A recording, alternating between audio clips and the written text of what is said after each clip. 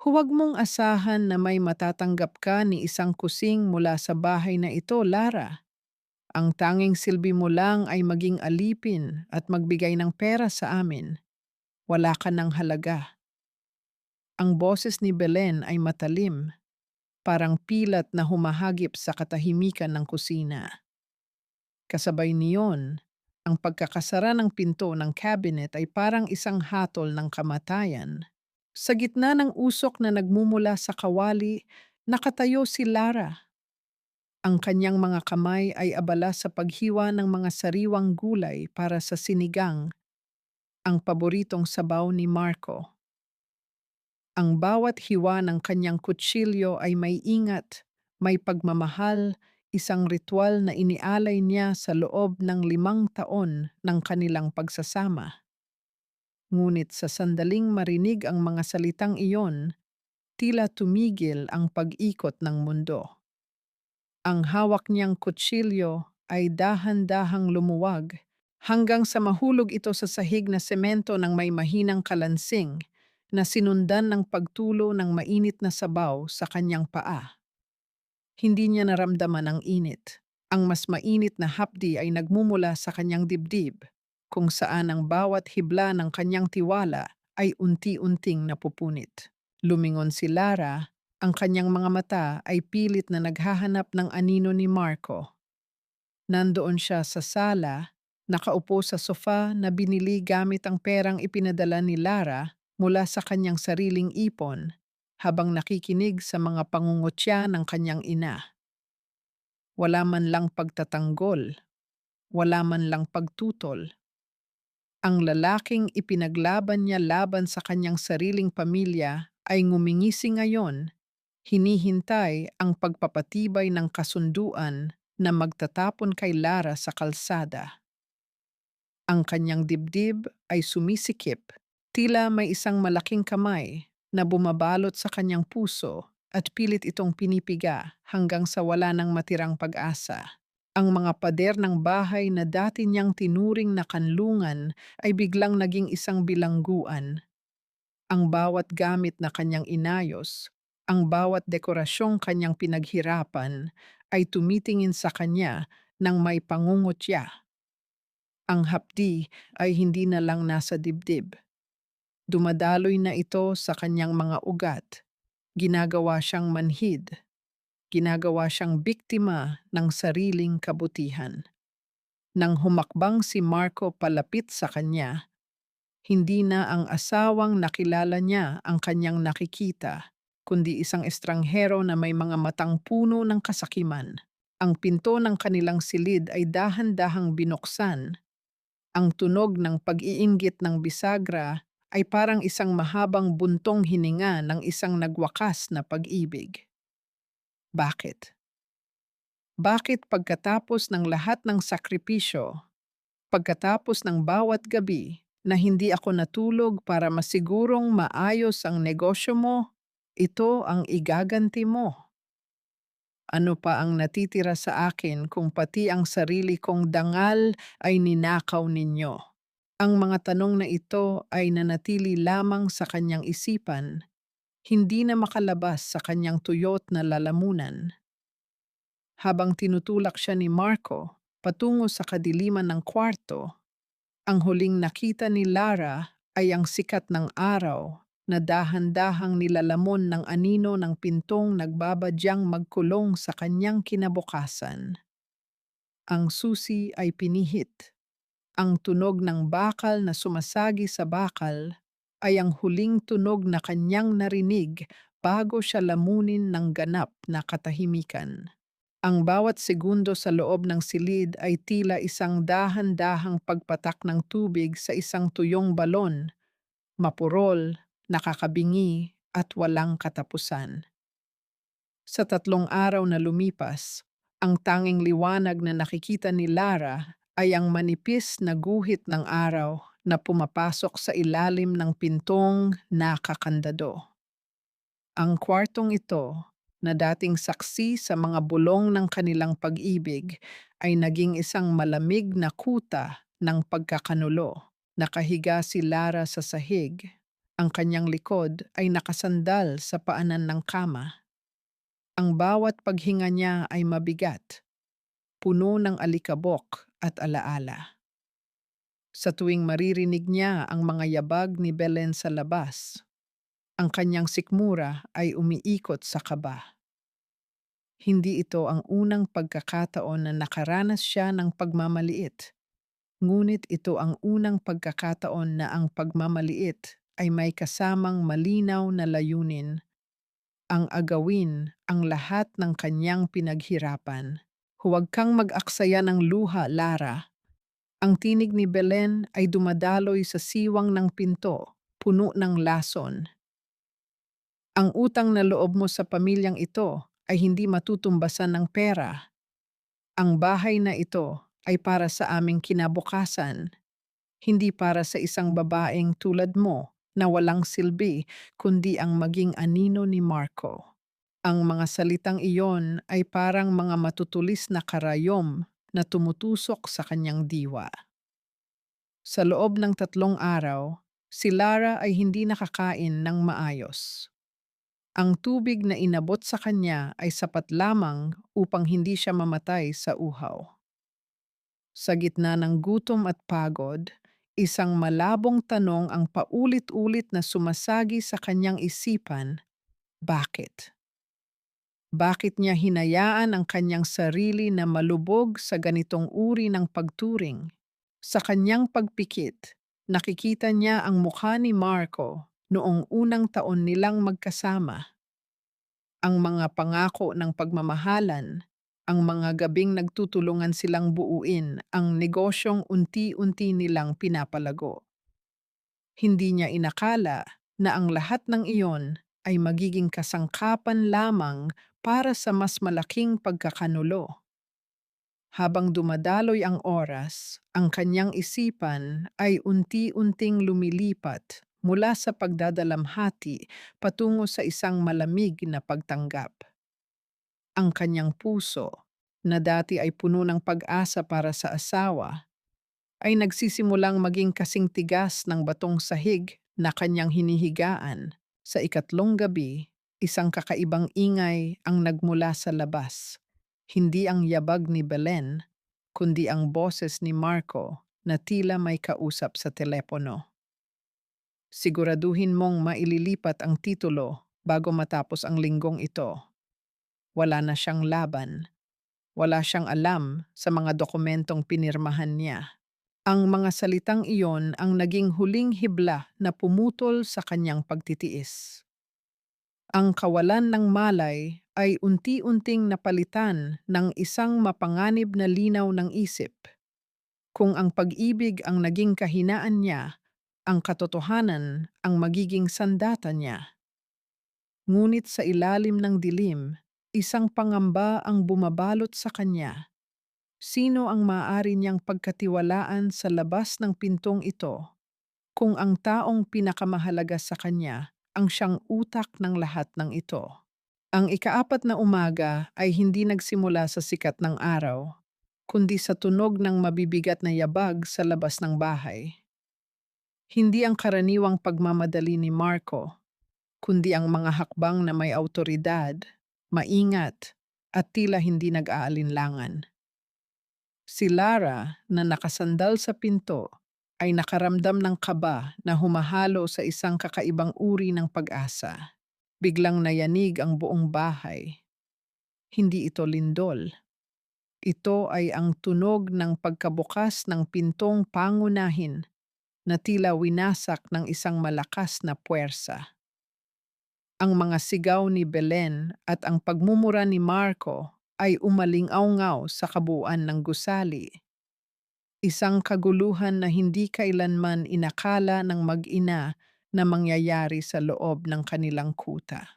Sa gitna ng kaguluhan, narinig ni Lara ang isang boses na hindi niya inaasahang maririnig pa. Isang boses na puno ng kapangyarihan at pag-aalala. Ang boses ng kanyang ama, ang lalaking matagal na niyang kinalimutan dahil sa kanyang pagpili sa maling landas. Ang pintong nakakandado ay hindi na kailangang buksan ni Marco. Sa isang malakas na tulak mula sa labas, ang bisagra ay bumigay at ang pinto ay tumama sa dingding na may malakas na kalabog. Pagpasok ng mga lalaking nakasuot ng itim na suit, ang kadiliman ng silid ay napalitan ng liwanag na nagmumula sa labas.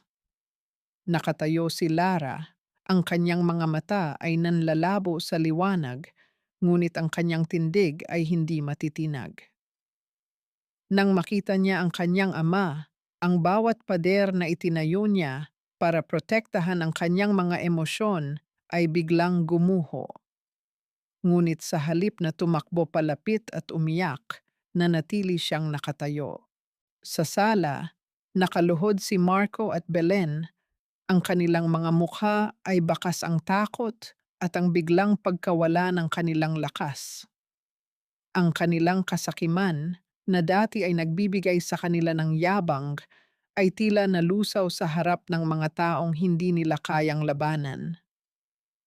Lumapit ang ama ni Lara, ang kanyang mga mata ay puno ng pait at pagsisisi, ngunit ang kanyang mga kamay ay nakaunat para protektahan ang anak. Lara, anak, patawarin mo ako dahil hinayaan kitang mapunta sa sitwasyong ito. Ang wika ng ama, ang boses ay bahagyang nanginginig. Tumingin si Lara kay Marco. Ang lalaking dati niyang tinawag na asawa ay hindi na makatingin ng diretso sa kanya. Sa sandaling iyon, ang huling bahagi ng pag-ibig ni Lara ay tuluyang naglaho. Wala na siyang naramdamang awa. Ang tanging natira sa kanya ay ang lamig ng isang taong nakakita sa katotohanan ng buhay. Hindi na siya ang babaeng naghihintay na mahalin. Siya na ngayon ang babaeng handang sumingil sa bawat patak ng luhang kanyang inaksaya. Nang ilabas siya ng mga gwardiya sa bahay, hindi na lumingon si Lara. Ang bawat hakbang niya palayo ay isang pagtalikod sa kanyang nakaraan.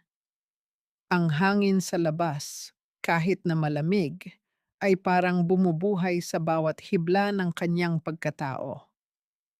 Alam niya, sa sandaling sumakay siya sa sasakyang naghihintay, ang Lara na kilala ng lahat ay wala na. Ang bago at mas matibay na Lara ay ipinanganak mula sa abo-abo ng kanyang sariling pagsasakripisyo. Lumipas ang 2 linggo mula nang iligtas ni Lara ang kanyang sarili mula sa impyernong iyon. Sa labas, kumalat ang balita na siya ay nag-abandona sa kanyang asawa dahil sa isang hindi pagkakaunawaan. Iyon ang version na pilit na ipinapakalat ni Marco sa kanilang mga kaibigan at kasosyo sa negosyo upang panatilihing malinis ang kanyang pangalan habang dahan-dahang kinokontrol ang mga natitirang asset ni Lara. Hindi alam ni Marco na ang bawat hakbang niya ay binabantayan. Sa isang prestihiyosong restaurant sa Makati, nakaupo si Marco kasama ang isang malaking investor. Ang kanyang mukha ay puno ng matatamis na ngiti. Ang kanyang boses ay puno ng kumpiyansa. "Huwag kayong mag-alala," wika ni Marco habang nilalagdaan ang isang dokumento. "Ang aking asawa ay kasalukuyang nagpapahinga sa probinsya. Ako na ang ganap na humahawak sa ating proyekto ngayon." Hindi niya napansin na sa kabilang mesa, isang babaeng nakasuot ng simpleng damit, ngunit may tindig ng isang reyna ang tahimik na nagmamasid. Si Lara. Ang kanyang buhok ay maayos na nakapusod. Ang kanyang mga mata ay walang bakas ng pagod, tanging isang malamig na determinasyon lamang. Sa kanyang tabi ay isang laptop, kung saan ang bawat transaction ni Marco sa loob ng nakaraang mga araw ay nakikita ng mga mata ng mga eksperto sa pananalapi na kanyang kinuha. Lahat ng pinirmahan niya ay nakatali na sa ating control, Miss Lara. Bulong ng kanyang kasama, na isang mahusay na abogado. Sa sandaling ilabas natin ang ebidensya ng kanyang paglustay sa pondo ng kumpanya na pagmamay-ari mo, mawawala sa kanya ang lahat ng kanyang hawak na posisyon. Ngumiti si Lara, isang ngiting hindi umabot sa kanyang mga mata. Sa loob ng 5 taon, siya ang naging anino ni Marco. Siya ang gumawa ng mga stratehiya.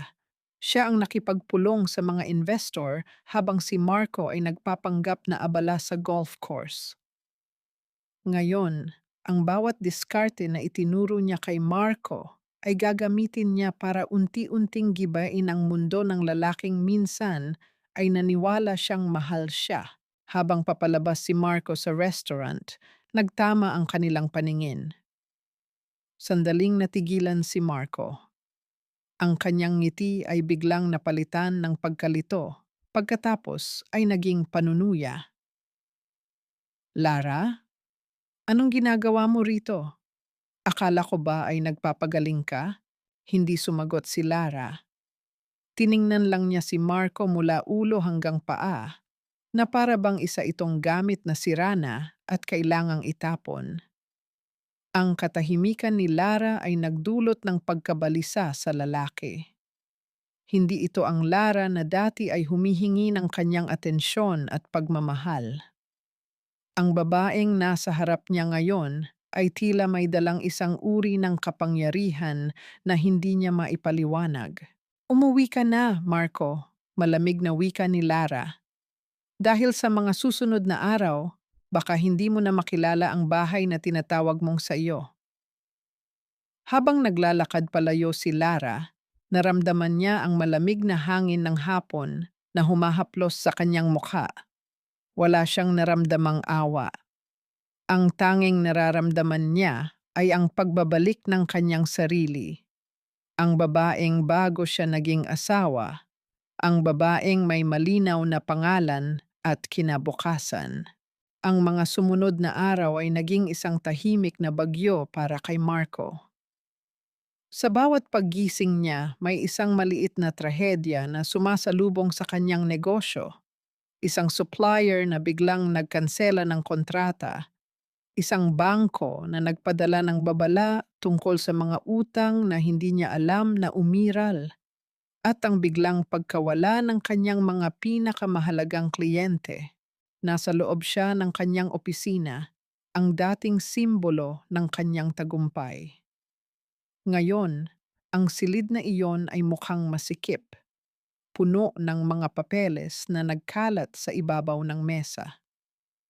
Ang kanyang ina, si Belen, ay pumasok ng walang katok. Ang mukha ay bakas ang matinding pagkabalisa. Marco, anong nangyayari? Pinaputol ng kuryente ang bahay natin at ang mga credit card ko, lahat ay hindi na gumagana. Sigaw ni Belen, ang kanyang boses ay nanginginig sa galit at takot. Hindi ko alam, ma. Sinusubukan kong ayusin ang lahat pero parang may humaharang sa bawat galaw ko. Sagot ni Marco, ang kanyang buhok ay magulo. Ang kanyang mga mata ay mapula dahil sa kawalan ng tulog. Hindi nila alam, sa kabilang panig ng lungsod, nakatanaw si Lara sa bintana ng isang mataas na gusali. Hawak niya ang isang tablet kung saan nakikita ang daloy ng bawat sentimong perang dati ay kinuha sa kanya ng walang pahintulot. Hindi siya gumamit ng dahas, hindi siya nanigaw. Ang ginawa niya lamang ay bawiin ang lahat ng legal na pag-aari niya na dati ay ipinagkatiwala niya sa pangalan ni Marco dahil sa bulag na pag-ibig. Ang bawat desisyon na ginawa niya sa loob ng nakaraang mga taon, ang mga investment na siya mismo ang nag-isip, ngunit ipinapirma niya kay Marco para mapataas ang dignidad nito, ay isa-isang bumabalik sa kanya. Ngayon, makikita ninyo kung sino ba talaga ang nagdadala ng buhay sa pamilyang ito, isip ni Lara habang pinagmamasdan ang pagbagsak ng stock value ng kumpanya ni Marco sa screen. Biglang tumunog ang telepono sa mesa ni Marco. Siya ay sumagot ng may pag-asa na baka ito ang solusyon sa kanyang problema. Hello? Sino to? Marco. Ito ang abogado ni Lara. Ang malamig na boses mula sa kabilang linya ang nagpatahimik sa buong silid. Nais naming ipaalam sa iyo na ang lahat ng asset na nakapangalan sa iyo na may kaugnayan sa orihinal na puhunan ni Lara ay formal na binabawi. Mayroon kang 48 oras upang i-vacate ang opisina at ang inyong tirahan. Ang telepono ay dahan-dahang nalaglag mula sa kamay ni Marco. Ang ingay ng pagbagsak nito sa sahig ay parang isang martilyong tumama sa kanyang puso. Tumingin siya sa kanyang ina, na ngayon ay halos himatayin na sa gitna ng sala. Ang kanilang mundo, na itinayo sa ibabaw ng pagsasamantala sa isang babaeng akala nila ay mahina, ay nagsisimulang gumuho ng parang mga baraha. Samantala sa kanyang kinaroroonan, ibinaba ni Lara ang kanyang tasa ng kape. Ang init ng inumin ay dahan-dahang bumabalot sa kanyang mga kamay, nagpapaalala sa kanya na sa wakas siya ay malaya na.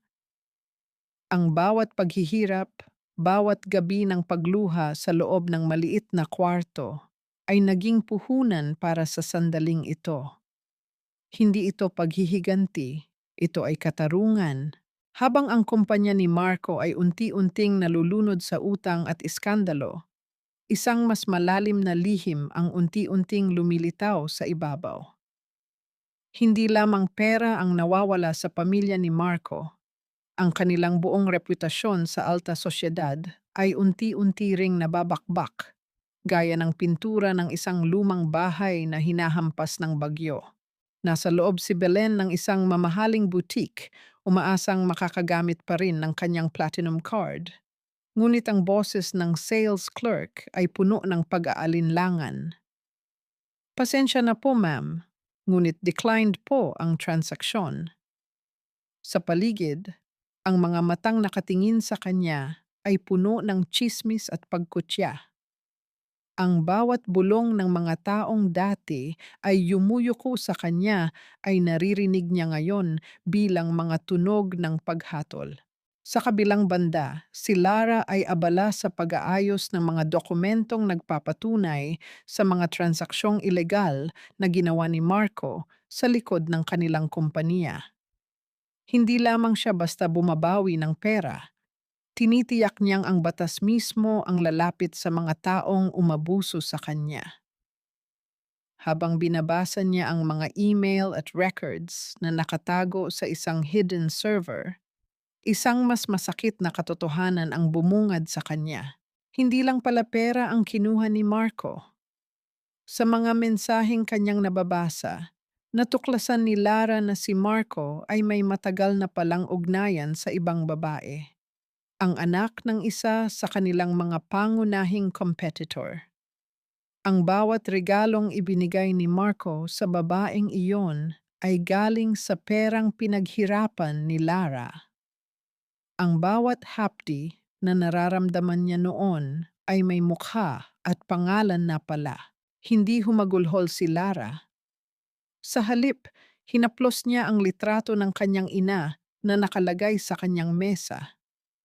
Nanay, tama ka. Bulong niya sa sarili. Ang kanyang boses ay mahinahon, ngunit puno ng bigat. Ang pagmamahal na walang respeto ay hindi pagmamahal. Ito ay isang uri ng pagpapakamatay ng sariling dangal. Sa opisina ni Marco, hindi na siya makatulog. Ang bawat tawag sa telepono ay kinatatakutan niya. Pumasok si Belen, ang kanyang mga mata ay namamaga sa pag-iyak. Marco, kailangan nating gawin ang lahat. Hindi tayo pwedeng bumalik sa dati, sa buhay na wala tayong anuman. Tumayo si Marco at hinampas ang mesa. Ang ingay ng kanyang kamay sa kahoy ay umaling-aungaw sa buong silid. nagpapakita ng kanyang desperasyon at galit. Alam ko, Ma, hindi ko kailangan ng paalala.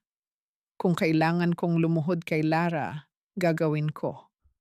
Ngunit sigurado akong hindi niya ako tatanggihan. Kilala ko siya, mahina siya.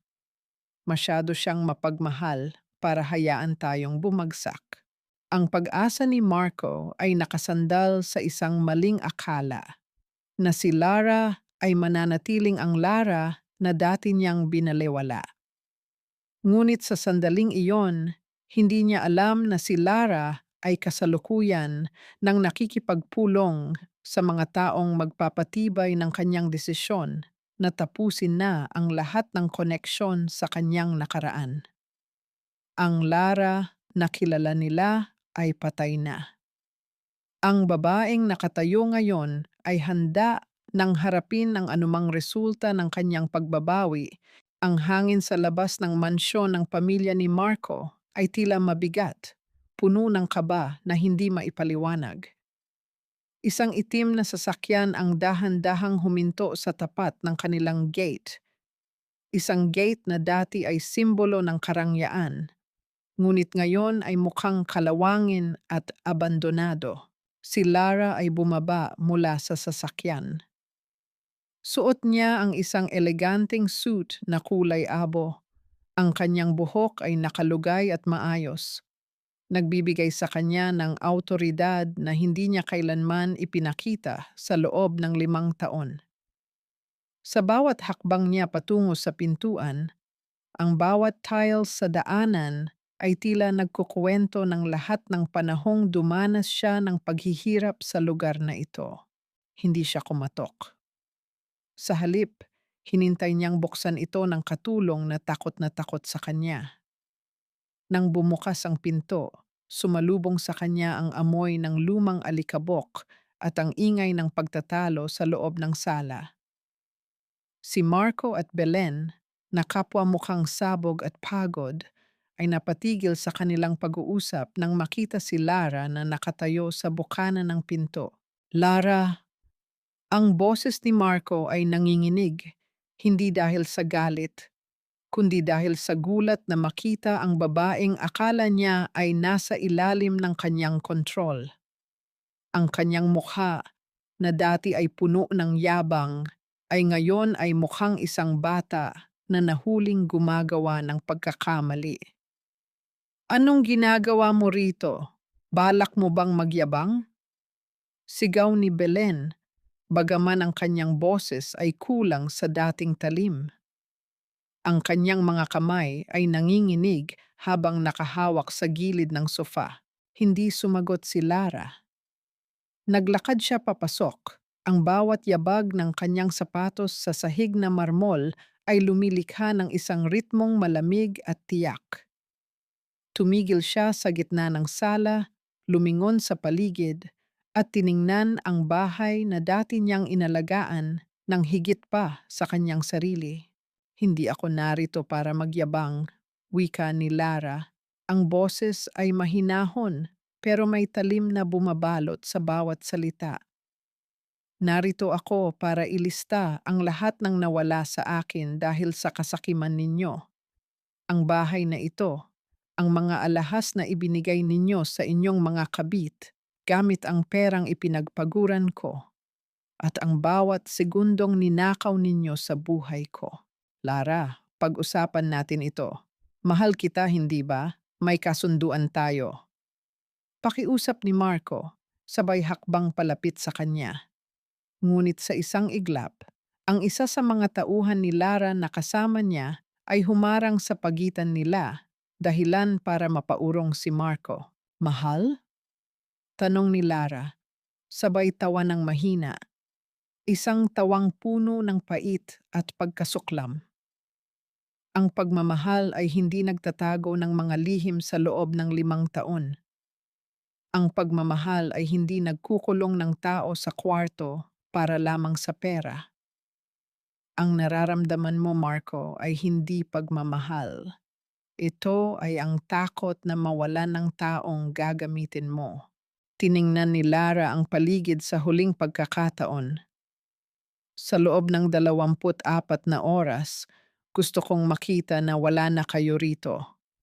Ang lahat ng kagamitan sa loob ng bahay na ito ay pag-aari ko. Kung may isa man kayong kukunin na hindi sa inyo, ang batas ang magdedesisyon para sa inyo. Pagtalikod ni Lara, ang kanyang puso ay hindi tumitibok ng mabilis dahil sa kaba. Sa halip, ito ay tumitibok ng may kapanatagan. Ang pagharap niya sa kanila ay ang huling pader na kailangan niyang gibain. Habang papalabas siya, narinig niya ang sigaw ni Belen at ang paghagis ni Marco ng isang gamit sa dingding. Ang ingay ng pagkabasag ng isang plorera ay umalingaw-ngaw sa buong bahay, isang huling pagpapakita ng kanilang pagkadapa. Hindi na lumingon si Lara. Ang bagyo ay tapos na at siya ang nananatiling nakatayo. Ang sumunod na araw ay hindi naging tahimik. Sa labas ng mansyon, nagtipon ang mga kinatawan ng bangko at mga autoridad na may bitbit na mga dokumento ng pagbawi. Ang mga mamahaling gamit, ang mga antik na plorera, at maging ang mga marangyang kasangkapan na dati ay ipinagmamalaki ni Belen ay unti-unting inilalabas ng mga tauhan. Ang bawat paghatak ng mga muebles sa sahig ay lumilikha ng tunog na tila isang pait na humahaplos sa pandinig ng pamilyang nawawalan na ng lahat. Nakatayo si Belen sa gitna ng sala, nakayakap sa isang maliit na bag na naglalaman na lamang ng kanyang mga personal na kagamitan. Ang kanyang mukha ay tuyot. Ang mga linyang dati ay itinatago ng mamahaling makeup ay lalong naging malalim dahil sa pagod at gutom. Tumingin siya kay Marco na kasalukuyang nakaupo sa sahig, nakatingin sa kawalan. Ang kanyang mga mata ay walang buhay. Tila ang mundo niya ay gumuho kasabay ng pagtatapos ng kanilang karangyaan. Marco, anong gagawin natin? Bulong ni Belen, ang kanyang boses ay nanginginig at puno ng pagsisisi na huli na para magkaroon ng kabuluhan. Wala na tayong matutuluyan. Ang lahat ng ating mga kaibigan, lahat sila ay umiiwas sa ating tawag. Hindi sumagot si Marco. Ang kanyang isipan ay nakapako sa mga alaala ng mga araw na siya ay nasa tuktok ng tagumpay, noong siya ay itinuturing na visionary sa negosyo. Ngunit ang tagumpay na iyon ay isang bula lamang, isang bula na ang hangin ay si Lara, at nang alisin ni Lara ang kanyang suporta, ang lahat ng iyon ay naglaho ng parang usok. Sa labas ng gate, nakatanaw si Lara mula sa loob ng kanyang sasakyan. Hindi siya bumaba. Hindi niya gustong makita ang kanilang huling pagbagsak.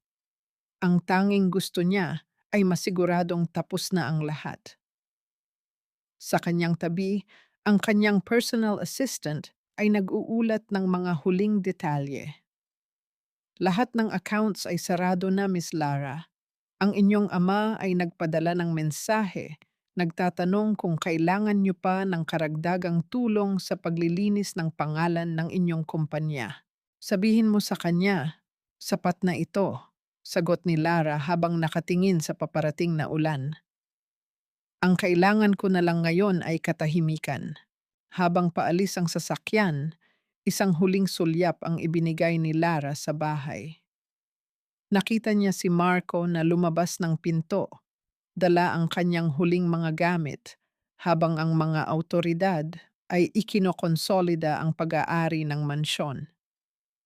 Walang galit sa puso ni Lara, wala na ring awa. Ang natitira na lamang ay ang pakiramdam ng isang malaking pasanin na natanggal sa kanyang balikat. Ang ulan ay nagsimulang pumatak sa bintana ng sasakyan. Ang bawat patak ay tila humuhugas sa lahat ng dumi ng nakaraang 5 taon. Sa bawat pagpatak nito, nararamdaman ni Lara na unti-unting nabubuo ang kanyang sarili. Hindi na siya ang babaeng naghihintay ng validation mula sa iba.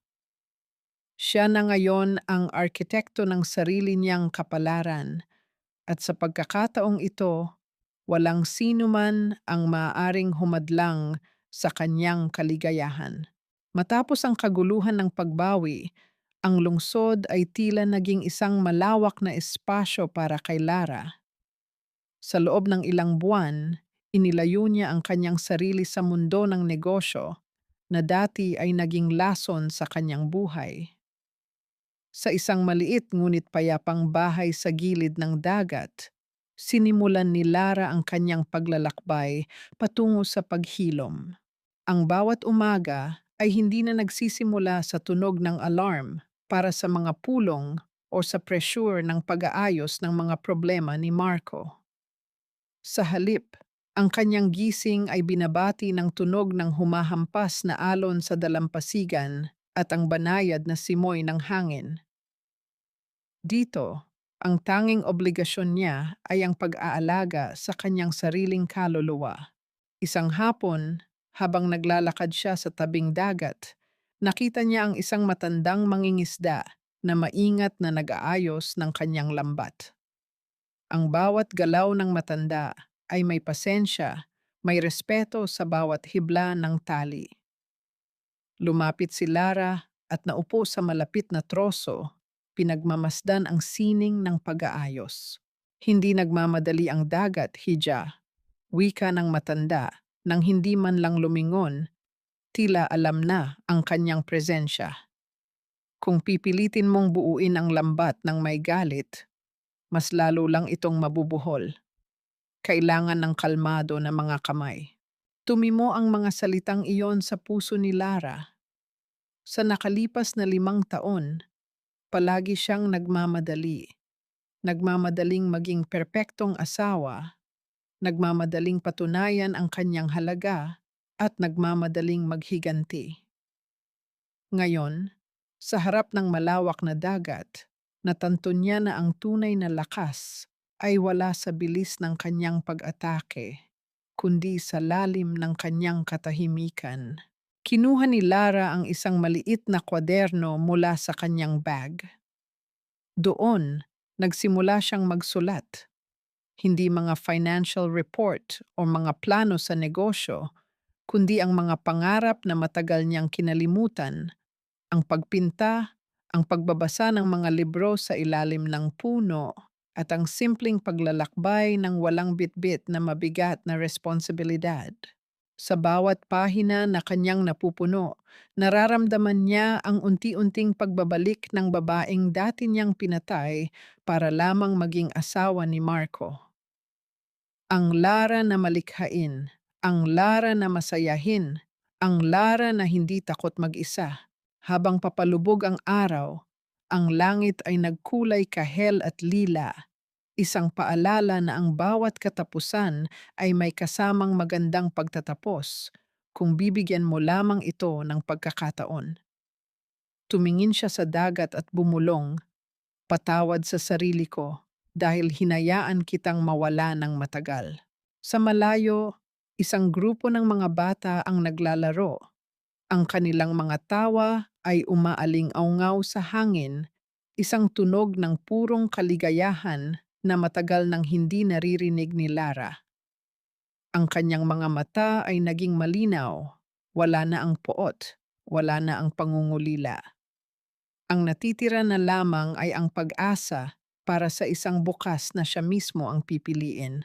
Ang kapayapaan sa dalampasigan ay nagdulot ng pagbabago sa bawat galaw ni Lara. Ang kanyang mga kamay, na dati ay laging nakahawak sa telepono at mga dokumento, ay puno na ngayon ng mga mantsa ng pintura mula sa kanyang mga canvas. Ngunit ang katahimikan ng kanyang bagong buhay ay mababasag sa isang hindi inaasahang paraan. Isang umaga, habang nasa lokal na pamilihan siya upang bumili ng mga sariwang prutas, isang pamilyar na mukha ang kanyang nakita sa kabilang panig ng kalsada. Si Elena, ang dating pinagkakatiwalaang katulong ng pamilya ni Marco, na dati ay naging saksi sa lahat ng kanyang paghihirap. Mukhang matanda na ito, ang kanyang mga mata ay puno ng pagod at takot. Nang magtama ang kanilang mga paningin, tila gustong tumakbo ni Elena, ngunit huli na ang lahat. Lumapit si Lara, ang kanyang mukha ay mahinahon, walang bakas ng galit. Elena, hindi mo na kailangang matakot. Wala na ako sa mundo nila. Napaluhod si Elena sa harap ni Lara. Ang kanyang boses ay nanginginig sa paghikbi. Patawad, Miss Lara. Patawad dahil hinayaan ko silang saktan ka ng ganoon. Hindi ko lang alam ang gagawin ko noon, takot na takot ako kay Madam Belen. Inalalayan ni Lara ang matanda at naupo sila sa isang maliit na upuan sa parke. Dahan-dahang nagkwento si Elena. Hindi maganda ang naging resulta ng buhay ni na Marco at Belen pagkatapos nilang mawalan ng lahat. Si Marco ay nagtatrabaho na ngayon bilang isang ordinaryong trabahador sa construction sa malayong probinsya, habang si Belen ay naninirahan na lamang sa isang maliit na silid puno ng sakit at kapaitan. Laging mong tinatawag ang pangalan mo, Miss Lara, bulong ni Elena. Lalo na si Madam Belen. Hindi siya makapaniwala na ang babaeng itinuring ninyong mahina ay ang siya palang magpapabagsak sa inyong lahat. Gusto ka nilang makita, hindi para humingi ng tawad, kundi dahil hindi nila matanggap ang naging kapalaran nila. Nakinig si Lara ng mabuti. Ang mga impormasyong ito ay hindi nagdulot ng saya sa kanyang puso, kundi isang malalim na pagkaunawa. Ang pamilya ni Marco ay hindi lamang nawalan ng yaman, sila ay nawalan ng kakayahang tumingin sa sarili sa salamin ng walang pagkasuklam. Iyon ang tunay na parusa sa kanila, ang mabuhay na may dalang bigat ng kanilang sariling mga kasalanan. Salamat sa pagsasabi sa akin, Elena, wika ni Lara. Ngunit ang nakaraan ay nakaraan na. Wala na akong balak balikan ang mga taong iyon. Habang naglalakad pa uwi, pinagmamasdan ni Lara ang papalubog na araw. Alam niyang ang balitang narinig niya ay ang huling kabanata ng kanyang paghihiganti. Hindi na niya kailangan pang makita ang kanilang pagdurusa upang mapatunayan ang katarungan. Ang katotohanan na ang kanilang buhay ay naging isang walang katapusang anino ng nakaraan ay sapat na. Ang kanyang paglakad ay naging mas magaan dahil sa wakas, wala na siyang bitbit na kahit anong sama ng loob na nakatali sa kanila. Ang katahimikan ng buhay sa dalampasigan ay nagbigay kay Lara ng lakas na hindi niya inakala. Ngunit ang tadhana ay tila may gustong tapusin na hindi pa natutuldukan. Isang sulat ang dumating sa kanyang maliit na bahay, hindi sa pamamagitan ng koreo, kundi iniabot ng isang kakilala ni Elena. Walang pangalan ang nagpadala, ngunit sa loob nito ay isang lumang resibo ng pambili ng gamot at isang maikling nota na nakasulat sa garalgal na letra. Kailangan ko ng tulong, hindi para sa akin, kundi para sa huling katotohanang dapat mong malaman. Alam ni Lara kung kaninong sulat iyon, kay Belen. Matapos ang mahabang pag-aalinlangan, nagpasya si Lara. Hindi dahil sa awa, kundi dahil sa pangangailangang ilibing ng tuluyan ang lahat ng bahagi ng kanyang nakaraan. Tinungo niya ang address na nakasulat, isang gusaling luma sa gilid ng syudad, kung saan ang amoy ng basang semento at alikabok ay sumasalubong sa bawat paghinga. Sa loob ng isang madilim at maliit na silid, nakita niya si Belen. Ang dating matapang at mapagmataas na ginang ay wala na. Nakahiga siya sa isang manipis na kutsyon, ang kanyang katawan ay payat na payat, at ang bawat paghinga ay tila isang paghihirap. Nang makita si Lara, pilit na umupo si Belen, ang kanyang mga kamay ay nanginginig ng husto. Alam kong darating ka, bulong ni Belen. Ang boses ay parang kalawang na humahaplos sa bakal. Hindi dahil sa ikaw ay mapagmahal, kundi dahil ikaw ang babaeng hindi kayang mag-iwan ng isang bagay na hindi tapos. Hindi sumagot si Lara, na natiling nakatayo sa may pinto. Pinagmamasdan ng babaeng minsan ay naging reyna ng kanyang pagdurusa. Akala ko, ang pagkuha sa lahat ng yaman mo ang magbibigay sa amin ng kaligayahan. Patuloy ni Belen, ang kanyang mga mata ay naglalabas ng mapapait na luha. Ngunit ang lahat ng iyon ay abo lamang. Pinilit kong maging masaya, ngunit ang bawat gabi ay puno ng alaala ng kung paano ka namin sinaktan. Marco, hindi na siya ang anak na kilala ko. Nilisan niya ako noong wala na kaming pera. Ang tanging natira sa akin ay ang iyong mga mata sa aking panaginip. Tumingin si Lara sa paligid. Ang silid ay puno ng mga gamit na dati ay sa kanya, mga dekorasyong ninakaw nila noon, mga gamit na pilit nilang ipinagkasya sa isang lugar na hindi karapat-dapat.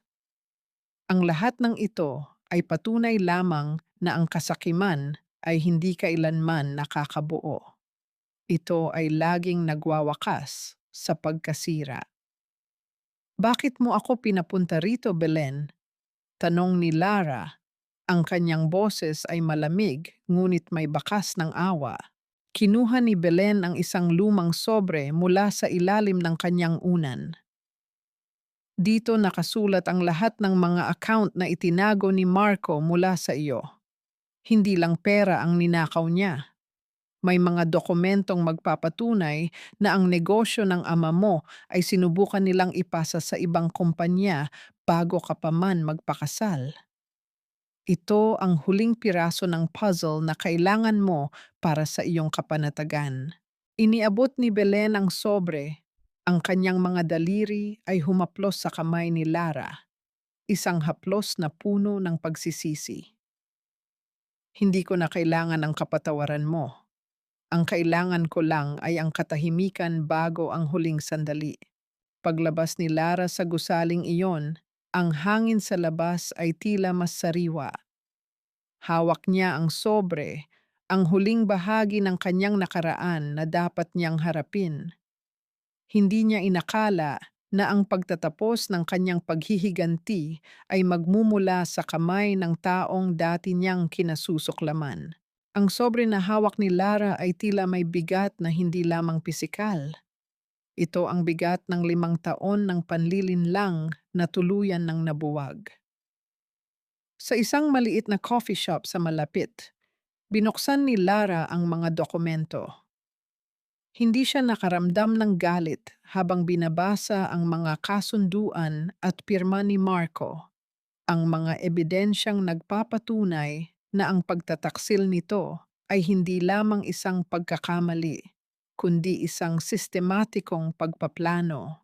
Kahit pala noong mga araw na sinasabi niyang mahal niya ako, nilalason na niya ang kinabukasan ko, naisip ni Lara. Ngunit sa halip na sumiklab ang apoy ng paghihiganti, naramdaman niya ang unti-unting paghupa nito. Parang isang kandilang naubos na ang mitya. Wala na siyang nararamdamang pangangailangang ipakulong si Marco o ilantad ang mga ito sa publiko. Ang kanilang buhay ay parusa na sa kanilang sarili. Narinig niya ang tawag ng kanyang telepono, ang kanyang ama. Lara, anak. Ang boses ng ama sa kabilang linya ay puno ng pagmamalaki.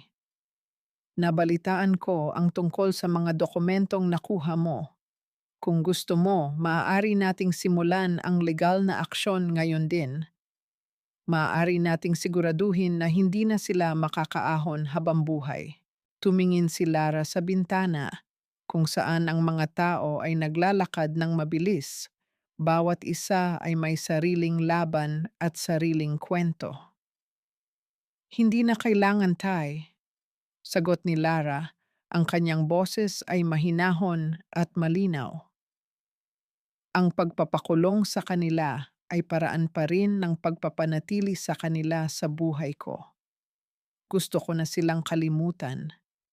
Gusto ko nang burahin ang bawat bakas nila sa isip ko.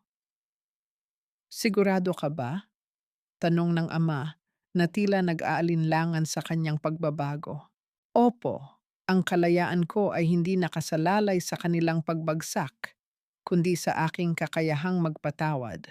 Hindi para sa kanila, kundi para sa aking sarili, sagot ni Lara. Pagbaba ng telepono, kinuha ni Lara ang lighter mula sa kanyang bag. Sa isang maliit na tray sa mesa, sinindihan niya ang mga dokumento.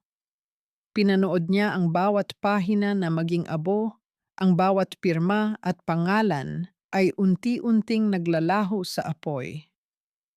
Ang usok ay dahan-dahang sumasabay sa hangin at kasabay nito, ang bawat bigat na daladala niya sa loob ng mahabang panahon ay unti-unting lumilipad palayo.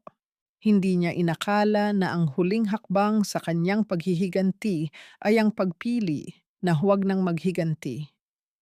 Sa mundong ito, ang pinakamalakas na kapangyarihan ay ang kakayahang magbitaw sa mga bagay na sumasakit sa iyo. Habang pinagmamasdan niya ang mga abo sa tray, isang ngiti ang sumilay sa kanyang mga labi. Isang ngiti na hindi galing sa tagumpay ng labanan, kundi mula sa kapayapaan ng isang pusong malaya. Sa labas ng shop, ang sikat ng araw ay tila mas maliwanag. Wala na ang mga anino ng nakaraan. Ang daan sa harap niya ay malinis, malawak, at handa na niyang tahakin ng mag-isa. Lumipas ang isang taon. Ang maliit na bahay sa gilid ng dagat ay hindi na lamang isang taguan. Ito ay naging tahanan. Ang bawat sulok nito ay puno ng mga canvas na may iba't ibang kulay ng buhay. Asul ng karagatan, ginto ng paglubog ng araw, at luntiang nagbibigay ng pag-asa. Isang umaga, habang si Lara ay nagpipinta sa labas, isang lalaki ang lumapit. Hindi siya isang estranghero. Siya ay si Rafael, isang arkitekto na nakilala niya sa mga nakaraang buwan dahil sa kanyang mga proyekto sa pagpapaunlad ng komunidad sa baybayin. Si Rafael ay hindi nagtatanong tungkol sa nakaraan ni Lara. Tinatanggap niya si Lara kung sino siya ngayon, isang babaeng matapang, malikhain, at payapa. Maganda ang pagkakapinta mo sa dagat, Lara. Wika ni Rafael habang nakatayo sa tabi niya, ang kanyang boses ay mahinahon. Ngunit parang may kulang sa bahagi ng dalampasigan. Ngumiti si Lara, tinitingnan ang kanyang gawa. Siguro nga, marahil ay kailangan ko pa ng higit na liwanag. Liwanag ang laging kailangan natin, hindi ba? Sagot ni Rafael, sabay abot sa kanya ng isang baso ng malamig na juice. Minsan, ang pinakamagandang bahagi ng sining ay ang mga bagay na hindi natin kailangang ipilit na ipakita. Sa loob ng isang taon, natutunan ni Lara na ang pag-ibig ay hindi laging tungkol sa pagmamay-ari o pagsasakripisyo hanggang sa mamatay ang sarili. Ang pag-ibig ay parang ang hanging amihan. Dumadating ito ng malambot, nagdadala ng sariwang simoy, at hindi kailanman nagpapabigat sa iyong mga balikat. Habang nag-uusap sila, natanto ni Lara na wala ng anumang bahagi ng kanyang puso ang nakakulong sa nakaraan. Wala na ang mga anino ni Marco o ang mapait na boses ni Belen. Ang lahat ng iyon ay naging mga karanasan na lamang, mga pahina sa isang librong natapos na niyang basahin. Rafael, tawag ni Lara, tinitingnan ng lalaki sa kanyang mga mata. Salamat sa pagpapakita sa akin na ang buhay ay hindi natatapos sa isang maling pagkakataon. Ang buhay ay hindi lamang tungkol sa kung saan ka nanggaling, Lara, sagot ni Rafael, sabay hawak ng marahan sa kanyang kamay. Ito ay tungkol sa kung paano mo pipiliin na magpatuloy. Sa sandaling iyon, naramdaman ni Lara ang isang uri ng kaligayahan na hindi niya naramdaman noon. Hindi ito ang klase ng kaligayahan na nakadepende sa ibang tao. Ito ay ang kaligayahan ng isang taong alam ang kanyang halaga.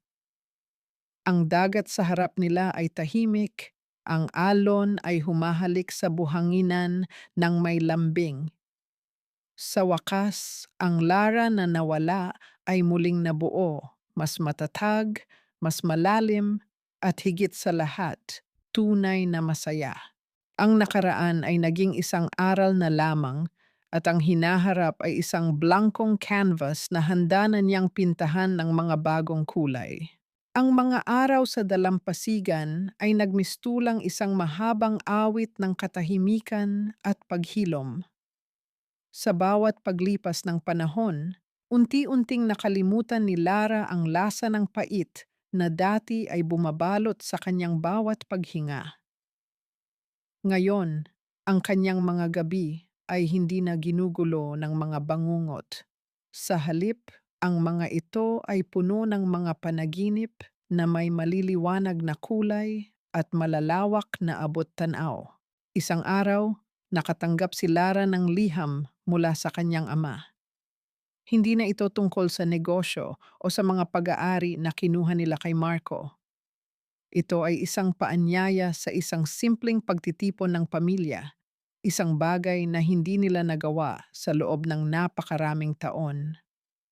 Ang kanyang ama, na dati ay laging abala sa kanyang imperyo, ay nagbago na rin. Natanto niya na ang tunay na kayamanan ay hindi ang mga gusaling kanyang itinayo, kundi ang pagkakataong maitama ang mga ugnayang kanyang napabayaan. Nang dumating si Lara sa mansyon ng kanyang ama, ang lugar ay hindi na ang malamig at nakakatakot na istruktura na kanyang natatandaan. Ang mga hardin ay puno ng mga bulaklak na namumukadkad at ang hangin ay puno ng halimuyak ng mga pagkaing niluluto para sa isang espesyal na okasyon. Sa pagpasok niya, sinalubong siya ng kanyang ama ng isang mahigpit na yakap. Lara, anak. Ang boses ng ama ay puno ng pagmamahal na hindi niya naramdaman noon. Salamat sa pagpili na maging malaya. Dahil sa iyo, natutunan ko ring palayain ang aking sarili sa aking sariling mga pagkakamali. Sa hapagkainan, habang nagkukwentuhan sila, natanto ni Lara na ang lahat ng kanyang pinagdaanan ay may malalim na kahulugan. Kung hindi siya dumaan sa apoy ng pagtataksil at pagdurusa, hindi niya malalaman ang tunay na halaga ng pagiging totoo sa sarili. Hindi siya ang babaeng biktima na kilala ng lahat noon. Siya ay isang babaeng pinatibay ng kanyang mga karanasan. Habang pauwi na si Lara sa kanyang maliit na bahay sa dagat, sinamahan siya ni Rafael. Sa ilalim ng mga bituin, huminto sila sa isang mataas na lugar kung saan tanaw ang buong kalangitan. Ang gabi ay napakalinaw at ang mga bituin ay tila mga saksi sa kanyang pagbabago.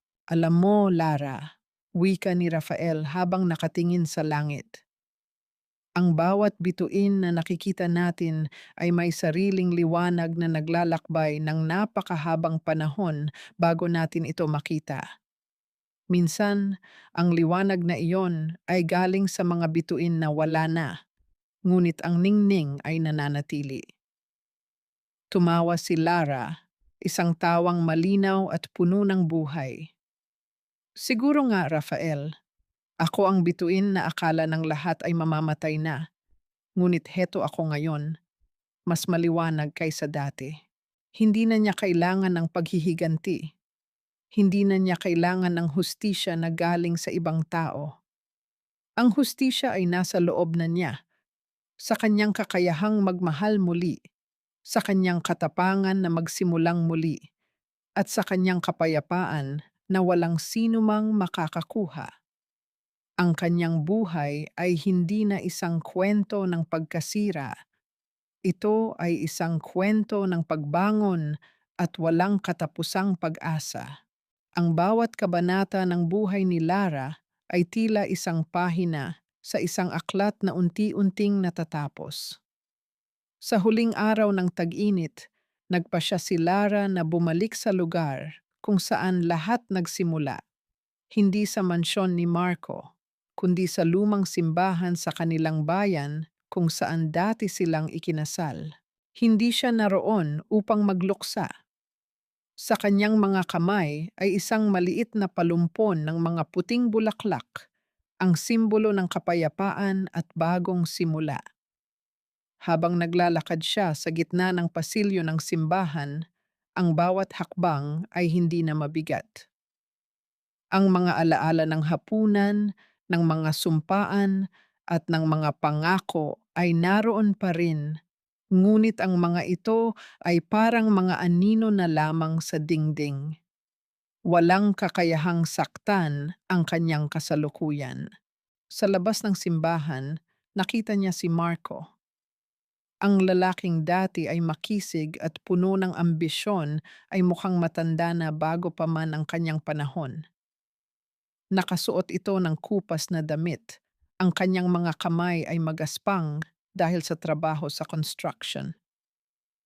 Nang makita niya si Lara, ang kanyang mga mata ay nanlaki sa gulat at biglang napayuko. Hindi lumayo si Lara. Sa halip, huminto siya sa harap ni Marco. Ang lalaking minsan ay kanyang sinamba ay nakatayo ngayon sa harap niya bilang isang estranghero na may bitbit na sariling mga pagsisisi. Lara, ang boses ni Marco ay garalgal, puno ng hiya. Hindi ko akalain na makikita pa kita. Narito lang ako para magpaalam, Marco. Wika ni Lara, ang kanyang boses ay kalmado, walang bakas ng pait. Hindi para sa iyo, kundi para sa bahagi ng buhay ko na inilaan ko sa iyo. Pinatawad na kita, hindi dahil karapat-dapat ka, kundi dahil kailangan kong palayain ang sarili ko mula sa bigat ng iyong pagkakamali. Hindi nakasagot si Marco. Ang kanyang mga mata ay nagtubig sa luha, hindi ang luha ng pagsisisi na nakakabuo, kundi luha ng pagtanggap na ang lahat ng kanyang ginawa ay wala ng balikan. Ang babaeng dati niyang tinalikuran ay naging isang taong hindi na niya kayang abutin. Sana ay mahanap mo rin ang kapayapaan sa iyong sariling paraan. Pagtatapos ni Lara bago siya tumalikod. Habang naglalakad palayo si Lara patungo sa kanyang sasakyan, hindi na siya lumingon. Sa kanyang pag-alis, ang huling tinig ng nakaraan ay tuluyan ng nalunod sa ingay ng hangin. Wala ng poot, wala ng paghihiganti, wala ng pag-aalinlangan. Ang nakaraan ay hindi na isang tanikala na nakapulupot sa kanyang paa. Ito ay naging isang tuntungan na nagdala sa kanya sa kung nasaan siya ngayon. Sa kanyang pagmaneho pabalik sa dagat, nakita niya si Rafael na naghihintay sa labas ng kanyang maliit na bahay. Sa sandaling iyon, alam ni Lara na ang lahat ay perpekto. Ang sakit ay nagbigay ng lalim, ang pagkawala ay nagbigay ng puwang para sa bago, at ang lahat ng kanyang pinagdaanan ay naging pundasyon ng isang mas masayang bukas. Ang kabanatang ito ay tapos na, at ang susunod ay isusulat niya ng may pagmamahal sa kanyang sarili. Ang araw ay sumisikat ng maliwanag sa dalampasigan, ang dagat ay kumukutitap na parang mga diamanteng ikinalat sa malawak na asul. Nakatayo si Lara sa veranda ng kanyang maliit na bahay, hawak ang isang tasa ng mainit na kape, habang pinagmamasdan ang dahan-dahang pag-akyat ng araw sa abot tanaw.